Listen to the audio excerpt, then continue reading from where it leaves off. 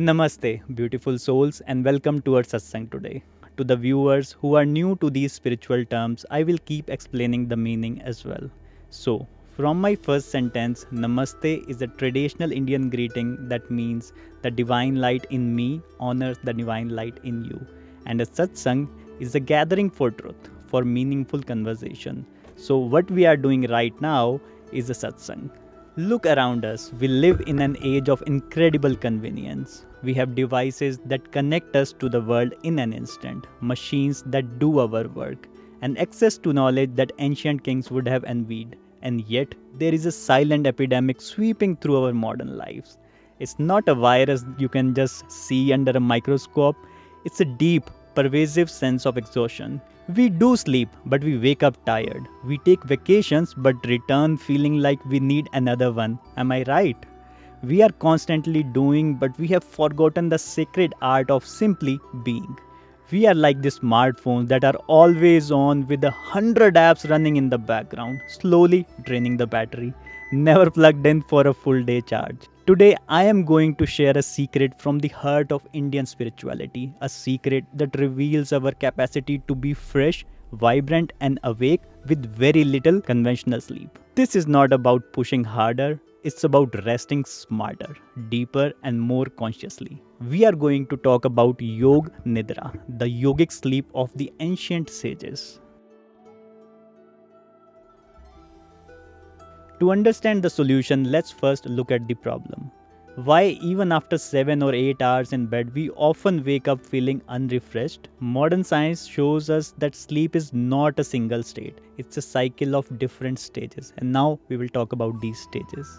So, this first we call light sleep. This is where you drift in and out of sleep. And then comes the deep sleep. This is the most physically restorative stage.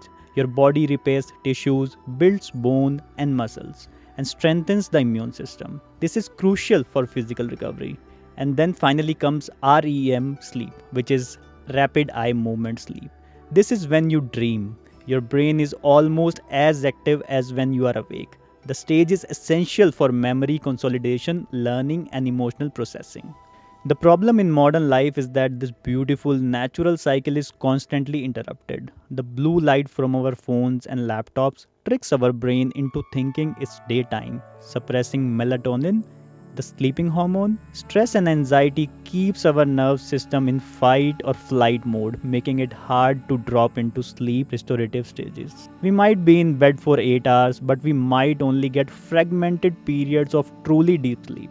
Our battery isn't getting a full interrupted charge. Now let's contrast this with Yoga Nidra. Yoga Nidra is often called sleep with trace of awareness.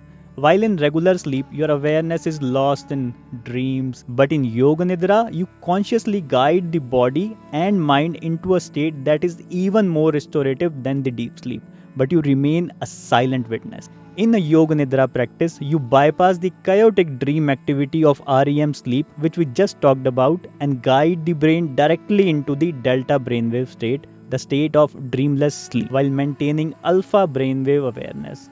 It's like giving the body the deepest possible physical rest while giving the thinking mind a complete holiday. A 30-minute Yoga Nidra can provide the restorative equivalent of 2 to 3 hours of deep sleep because it's targeted, efficient, and uninterrupted. This incredible science was understood thousands of years ago by the ancient seers of India known as Rishis. Their wisdom is recorded in sacred texts called Upanishads. Upanishads are ancient philosophical texts that form the foundation of Indian spiritual thoughts.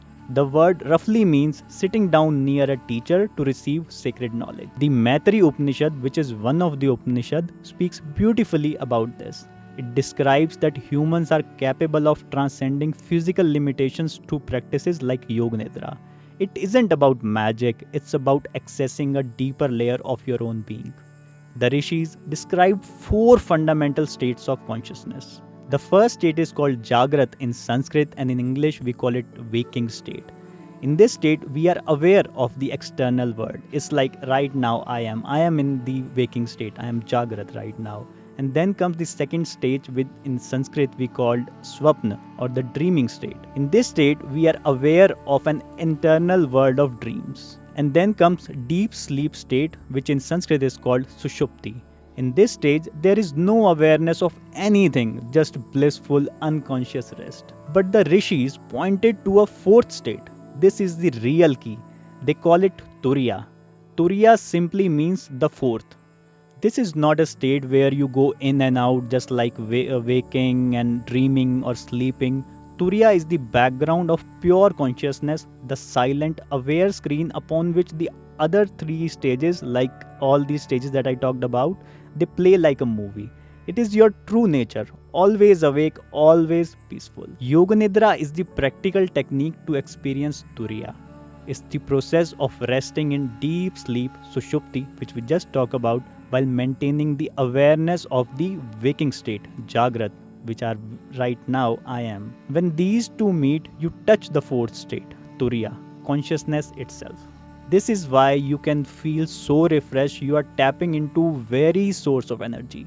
One of the greatest of these rishis was Yajnavalkya.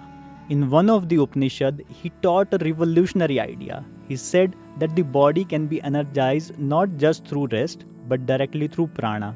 So prana is a Sanskrit word for the vital life force that animates everything. You can think of it as a subtle energy behind your breath, the intelligence that makes your heart beat. Thak tak, tak tak. We will talk about prana in our upcoming satsangs. So, Yajnavalkya taught that when we are identified only with the body and mind, we get tired because they are limited. But when we connect with the self, the true self, the conscious energy behind the body, we tap into the unlimited source. He also said something very profound. The wise one who knows the self as indestructible remains ever awake, even in the sleep. It doesn't mean that he never closed his eyes. It means that even while his body was resting, his fundamental awareness, his connection to the prana, to the source, remained unbroken. He was awake to his true nature. This is the secret behind the stories of rishis like Vasishtha, who seemed to have boundless energy. They had mastered the art of drawing energy directly from the consciousness itself, through practices that evolved into what we now call as Yoga Nidra. Let me share a story that might resonate to you. Imagine a modern day seeker. Let's call her Sarah. So Sarah is a project manager in a bustling city. Her days are back-to-back meetings, tight deadlines, and constant screen time. She's getting 7 hours of sleep but feels constantly drained, her mind always racing. One day she was introduced to Yoga Nidra. She starts practicing for 20 minutes during her lunch break. She finds a quiet room, puts on her headphone and lies down. She's not napping. She's consciously following a guided meditation to rest her body and quiet her mind. When she emerges, her colleagues notice a difference. She's calmer, she's more focused, and the afternoon slump doesn't hit her as hard. Over time, this 20-minute practice becomes her secret weapon.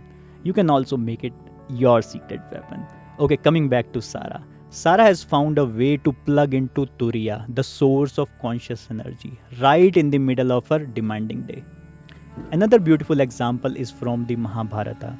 Mahabharata, to the people who don't know, is one of the major ancient Indian epics, a vast story containing profound spiritual teachings. So, before the great war, the warrior Arjuna is overwhelmed with grief and confusion. He lays down his bow and refuses to fight.